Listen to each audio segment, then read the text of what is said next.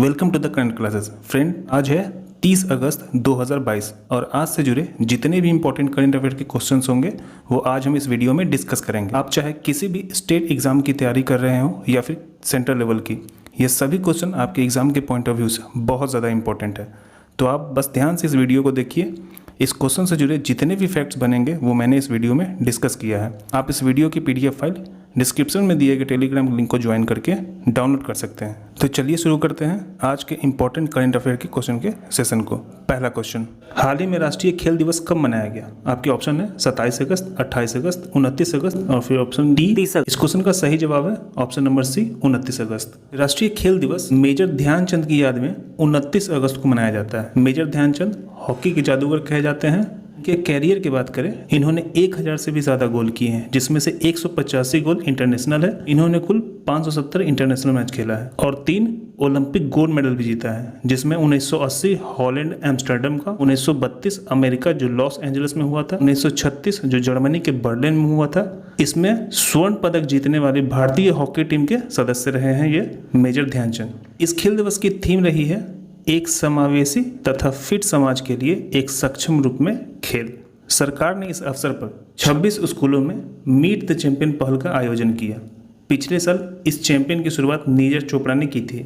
इस बार निखत जरीन, भावना पटेल और मनप्रीत सिंह जैसे प्रमुख एथलीट ने इस पहल में हिस्सा लिया। मेजर ध्यानचंद से जुड़ा एक वाक्य है कि डॉन ब्रैडमैन ने ध्यानचंद के लिए कहा था कि वे इस तरह गोल करते हैं जैसे मानो रन बना रहे हों। यही है हॉकी के जादूगर मेजर ध्यानचंद। तो चलते हैं अगले क्वेश्चन की तरफ। क्वेश्चन नंबर 2, हाल ही में किस देश की पूर्व चांसलर को फेलिक्स होफोइट-बोइग्नी यूनेस्को शांति पुरस्कार 2022 से सम्मानित किया गया है?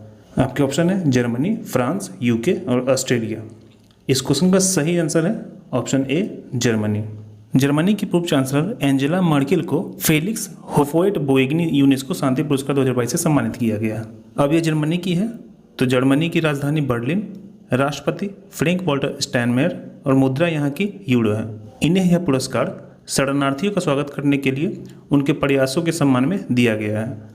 अब बात करें इस पुरस्कार की तो फेलिक्स होफोइट-बोइग्नी यूनेस्को शांति पुरस्कार, इसका नाम आइवरी कोस्ट के पूर्व राष्ट्रपति के नाम पर रखा गया है। यह 1989 से प्रत्येक वर्ष प्रदान किया जा रहा है। चलते हैं नेक्स्ट क्वेश्चन की तरफ। क्वेश्चन नंबर 3, हाल ही में सेना द्वारा कर्नल अब्दुल्ला मैगा को किस देश का अंतरिम PM नियुक्त किया गया है? ऑप्शन है आपके अल्जीरिया, लीबिया, माली या फिर कांगो गणराज्य। इस क्वेश्चन का सही आंसर है ऑप्शन सी माली। अब्दुल्ला मैगा को PM चौगुल के अस्पताल में भर्ती होने के बाद इन्हें सेना द्वारा नियुक्त किया गया है। माली पश्चिमी अफ्रीका का एक लैंडलॉक देश है जो अफ्रीका का 8वां सबसे बड़ा देश है। इसकी राजधानी बमाको है। मुद्रा इसकी पश्चिमी अफ्रीकी फ्रैंक है। यही है आपके कर्नल अब्दुल्ला मैगा। चलते हैं नेक्स्ट क्वेश्चन की तरफ। क्वेश्चन नंबर 4, हाल ही में PM मोदी ने कहाँ स्मृति वन का उद्घाटन किया है? आपके ऑप्शन है गुजरात, बनारस, उत्तराखंड, भुवनेश्वर। इस क्वेश्चन का सही आंसर है ऑप्शन नंबर ए गुजरात। अब मोदी ने गुजरात में स्मृति वन का उद्घाटन किया है। तो बात करें गुजरात की तो गुजरात का गठन 1 मई 1960 में हुआ था। इसकी राजधानी गांधीनगर है और गुजरात का सबसे बड़ा शहर अहमदाबाद है। जिलों की बात करें तो गुजरात में 33 जिले हैं। मुख्यमंत्री यहाँ के भूपेंद्र भाई पटेल हैं जो BJP के हैं। राज्यपाल आचार्य देवव्रत हैं। यहाँ की विधानमंडल 1 सदनीय है। यहाँ की विधानसभा में 182 सीटें हैं। संसदीय क्षेत्र राज्यसभा में 11 सीटें और लोकसभा की 26 सीटें हैं। गुजरात का कुल क्षेत्रफल 1,96,024 वर्ग किलोमीटर है। इस प्रकार यह देश का 5वां सबसे बड़ा जिला है। जनसंख्या की बात करें तो यहाँ की कुल जनसंख्या 6 करोड़ से भी ज़्यादा है। जनसंख्या के दृष्टिकोण से ये 9वां सबसे बड़ा राज्य है। गुजरात का घनत्व 308 वर्ग किलोमीटर है। राजभाषा यहाँ की गुजराती है और अतिरिक्त आधिकारिक भाषा हिंदी है। साक्षरता दर यहाँ की 82.4% है। लिंगानुपात 1000 पे 119 महिला हैं। लोक नृत्य यहाँ की भवई, डांडिया, गरबा, पधार, टिप्पणी है। यहाँ के प्रमुख राष्ट्रीय उद्यान की बात करें तो गिर नेशनल पार्क, कच्छ रेगिस्तान वन्यजीव अभ्यारण्य, वंशदा नेशनल पार्क, भारतीय जंगली गधा अभ्यारण्य, marine national park, Bhavnagar blackbuck national park, Khijadiya पक्षी अभ्यारण्य, नारायण सरोवर अभ्यारण्य, बरदा हिल्स वन्यजीव अभ्यारण्य और कच्छ बस्टर्ड अभ्यारण्य। चलते हैं नेक्स्ट क्वेश्चन की तरफ।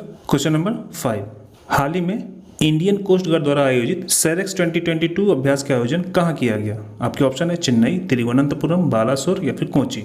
इस क्वेश्चन का सही आंसर है ऑप्शन नंबर ए चेन्नई में। इंडियन कोस्ट गार्ड की ओर से रविवार को तमिलनाडु के चेन्नई में 10वें राष्ट्रीय समुद्री खोज और बचाव अभ्यास सैरेक्स 2022 का आयोजन किया गया। इस अभ्यास में राष्ट्रीय समुद्री SRA के 51 प्रतिभागियों के अलावा 16 मित्र देशों के 24 विदेशी पर्यवेक्षकों ने भाग लिया। चलते हैं नेक्स्ट क्वेश्चन की तरफ। क्वेश्चन नंबर 6, हाल ही में किसने लगातार दूसरी बार वर्ल्ड बैडमिंटन चैंपियनशिप के महिला सिंगल्स में गोल्ड मेडल जीता है? आपके ऑप्शन है Akane Yamaguchi, Viktor Axelsen, Chen Yufei या फिर श्रीकांत किदाम्बी। इसका सही जवाब है option number A, Akane Yamaguchi. Akane Yamaguchi Japan की बैडमिंटन खिलाड़ी है। इन्होंने चीन की चेन यूफी को हराया है। वहीं बात करें वर्ल्ड बैडमिंटन चैंपियनशिप के पुरुष सिंगल्स में गोल्ड मेडल की, तो वो जीता है विक्टर एक्सेल्सन ने। तो इस बात को आप याद रखेंगे, यही है अकाने यामागुची। चलते हैं नेक्स्ट क्वेश्चन की तरफ। क्वेश्चन नंबर 7, हाल ही में किस राज्य की पारंपरिक नृत्य गरबा को यूनेस्को की अमूर्त सांस्कृतिक विरासत सूची में शामिल करने के लिए नामित किया गया है? ऑप्शन है आपके गुजरात, राजस्थान, महाराष्ट्र, पंजाब।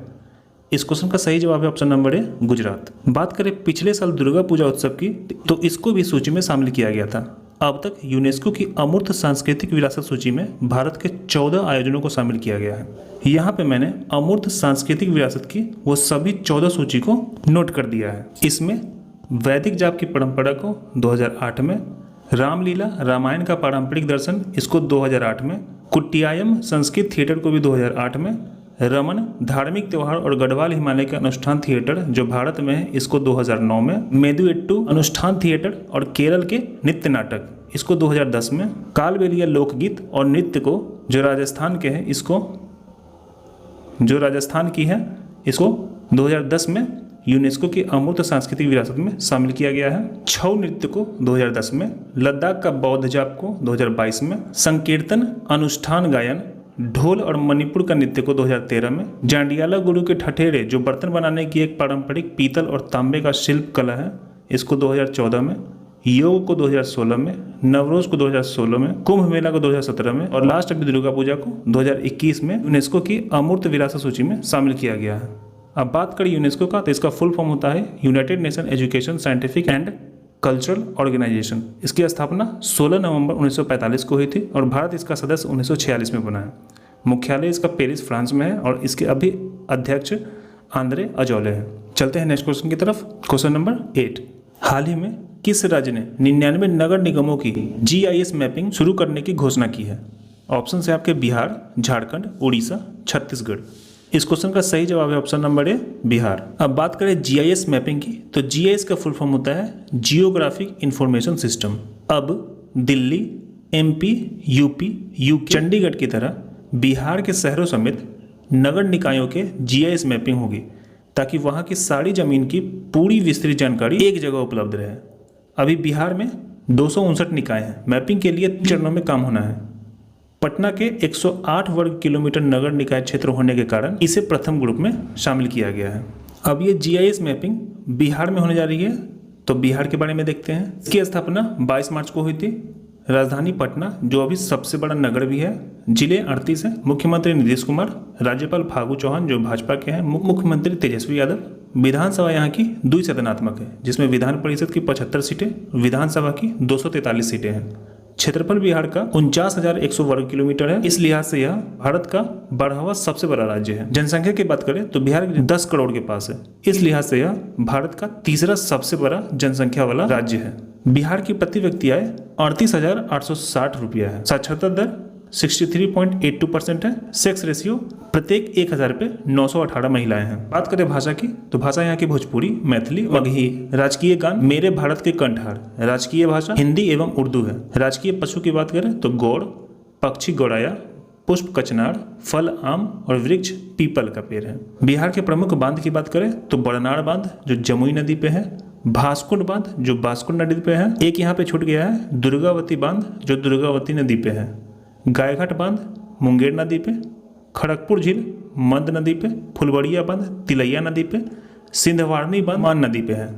बात करें यहाँ के लोक नृत्य की तो कर्मा, छऊ, झिंझिया, विद्यापत, कटघोड़वा, धोबिया, पवड़िया, जोगिरा, झड़नी, कड़िया झूमर, खेलडिन, गंगिया, माझी, धोधो रानी गोंडिन, लोढ़ियाड़ी, धनकटनी, बोलबे, घाटो, इन्नी बिन्नी, देवहर, बगुलो, कजरी तथा बसंती। बात करें यहाँ के वन्यजीव अभ्यारण्य की, नागी बांध पक्षी अभ्यारण्य है जो जमुई में है, नकटी बांध पक्षी अभ्यारण्य ये भी जमुई में है, वाल्मीकि वन्यजीव अभ्यारण्य जो पश्चिम चंपारण में है, वाल्मीकि राष्ट्रीय उद्यान है पश्चिम चंपारण में है, वाल्मीकि टाइगर रिजर्व यह भी पश्चिम चंपारण में है, राजगीर या पंत वन्यजीव अभ्यारण्य ये राजगीर नालंदा में है, बड़ेला झील पक्षी आश्रयनी ये वैशाली में है, कैमूर वन पक्षी आश्रयनी ये कैमूर एवं रोहतास में है। तो चलते हैं नेक्स्ट क्वेश्चन की तरफ। क्वेश्चन नंबर 9, हाल ही में विदेश मंत्री एस जयशंकर ने कहां पर महात्मा गांधी की प्रतिमा का अनावरण किया है? आपकी ऑप्शन है पराग्वे, उरुग्वे, अर्जेंटीना या चिली। इस क्वेश्चन का सही जवाब है ऑप्शन नंबर ए पराग्वे में। विदेश मंत्री एस जयशंकर दक्षिण अमेरिका की अपनी पहली आधिकारिक यात्रा पर थे। इस दौरान इन्होंने पराग्वे तथा अर्जेंटीना का दौरा भी किया। इस दौरान पराग्वे में महात्मा गांधी की प्रतिमा का अनावरण किया है। बात करें पराग्वे की तो इसकी राजधानी और इसका सबसे बड़ा नगर दोनों असुनसियोन है। राजभाषा यहाँ की स्पेनिश और गुआरानी है। राष्ट्रपति यहाँ की मारियो अब्दो बेनिटेज है और यहाँ की मुद्रा स्पेनिश गुआरानी है। चलते हैं नेक्स्ट क्वेश्चन की तरफ। क्वेश्चन नंबर 10, हाल ही में मारवत उत्सव कहाँ मनाया गया है? ए नागपुर, बी गांधीनगर, सी बनारस, डी जयपुर। इस क्वेश्चन का सही जवाब है ऑप्शन नंबर ए नागपुर। नागपुर में मारवत उत्सव पूरे जोश एवं उल्लास के साथ मनाया गया है। इसकी शुरुआत 1885 में हुई थी। इस त्योहार का मुख्य आकर्षण बुरी आत्माओं की बड़ी बड़ी प्रतिमा है। यह सरपोला बैल उत्सव के एक दिन बाद मनाया जाता है। इसी तरह मनाया जाता है मारवत उत्सव। इस फोटो में आप देख सकते हैं कि एक तरफ बुरी आत्मा है और एक तरफ अच्छी आत्मा है। चलते हैं नेक्स्ट क्वेश्चन की तरफ। क्वेश्चन नंबर 11, हाल ही में किस देश में निर्मित सबसे बड़े तरल हाइड्रोजन टैंक दक्षिण कोरिया को समर्पित किया गया है? ऑप्शन है आपके भारत, फ्रांस, अमेरिका, चीन। तो अभी भारत में निर्मित सबसे बड़े तरल हाइड्रोजन टैंक को दक्षिण कोरिया को समर्पित किया गया है। इस टैंक को क्रायोजेनिक उपकरण और समाधान बनाने वाली कंपनी आइनोक्सवा ने दक्षिण कोरिया को समर्पित किया है, जिसका निर्यात कांडला से किया गया है। चलते हैं नेक्स्ट क्वेश्चन की तरफ। क्वेश्चन नंबर 12, हाल ही में AAI और किस देश की विमान प्रौद्योगिकी में सहयोग के लिए एक समझौता ज्ञापन पर हस्ताक्षर किया है? ऑप्शन है आपके स्वीडन, फ्रांस, इटली और जर्मनी। इस क्वेश्चन का सही जवाब है ऑप्शन नंबर ए स्वीडन। बात करें स्वीडन की तो यह यूरोप का सबसे बड़ा देश है। राजधानी इसकी स्टॉकहोम है। यहाँ की सरकार राजशाही है और यहाँ के राजा कार्ल 16 गुस्ताफ है। प्रधानमंत्री यहाँ की स्टीफन लफ्वेन है। मुद्रा स्वीडिश क्रोना है। चलते हैं नेक्स्ट क्वेश्चन की तरफ। क्वेश्चन नंबर 13, हाल ही में खादी उत्सव का आयोजन कहाँ किया गया है? आपके ऑप्शन है अहमदाबाद, कांडला, कानपुर, पटना। इस क्वेश्चन का सही जवाब है ऑप्शन नंबर ए अहमदाबाद में। अहमदाबाद के साबरमती रिवर फ्रंट पर पीएम मोदी ने इस खादी उत्सव का आयोजन किया।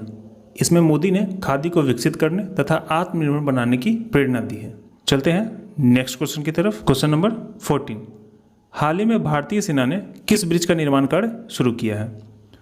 ऑप्शन है आपके बेली ब्रिज, बोगीबिल ब्रिज, मैत्री ब्रिज या फिर आदम ब्रिज। इस क्वेश्चन का सही जवाब है आपका बेली ब्रिज। भारतीय सेना ने भोपाल नागपुर राजमार्ग पर यातायात बहाल करने के लिए 145 साल पुराने बेली ब्रिज का निर्माण कार्य शुरू कर दिया है। यह भारी वाहनों के आवागमन के कारण ढह गया था। यही है आपका बेली ब्रिज। चलते हैं नेक्स्ट क्वेश्चन की तरफ। आज के लिए आपका लास्ट क्वेश्चन है, हाल ही में भारत ने किस देश में जल विद्युत परियोजना को मंजूरी दी है? आपके ऑप्शन है बांग्लादेश, नेपाल, अफगानिस्तान या फिर श्रीलंका। इस क्वेश्चन का सही जवाब है ऑप्शन नंबर ए नेपाल। ये दोनों जल विद्युत परियोजना सेती नदी पर बनाया जाएगा। बात करें सेती नदी का तो सेती नदी त्रिशूली नदी की एक सहायक नदी है जो इसमें बाएं किनारे से आके मिलती है। चूंकि यह परियोजना नेपाल में बनाई जा रही है तो बात करें नेपाल की तो नेपाल की राजधानी काठमांडू, राष्ट्रपति विद्यादेवी भंडारी, प्रधानमंत्री शेख बहादुर देवा और यहाँ की करेंसी रुपया है। तो फ्रेंड्स मैं फिर कहता हूँ, अगर इस वीडियो से आपको थोड़ी सी भी महत्वपूर्ण जानकारी मिली है तो इस वीडियो को अपने जानने वालों जो किसी भी एग्ज़ाम की तैयारी करते हों उनको शेयर करें ताकि वो अपने आने वाले एग्ज़ाम की तैयारी अच्छे से कर सकें। वीडियो को लाइक ज़रूर करें जिससे हमें मोटिवेशन मिलती है और चैनल को सब्सक्राइब करके बेल आइकन ऑन कर लें ताकि करंट अफेयर से जुड़ा जो भी वीडियो मैं इस चैनल पर डालूँ उसका नोटिफिकेशन आपको प्रॉपर मिल सके। कल मैंने आपको एक क्वेश्चन दिया था, हाल ही में महिला समानता दिवस कब मनाया गया है?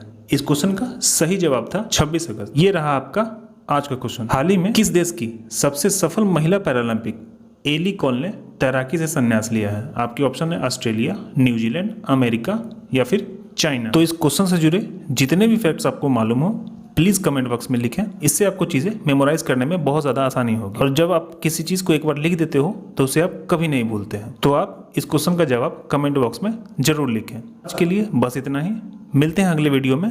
जय हिंद, जय भारत।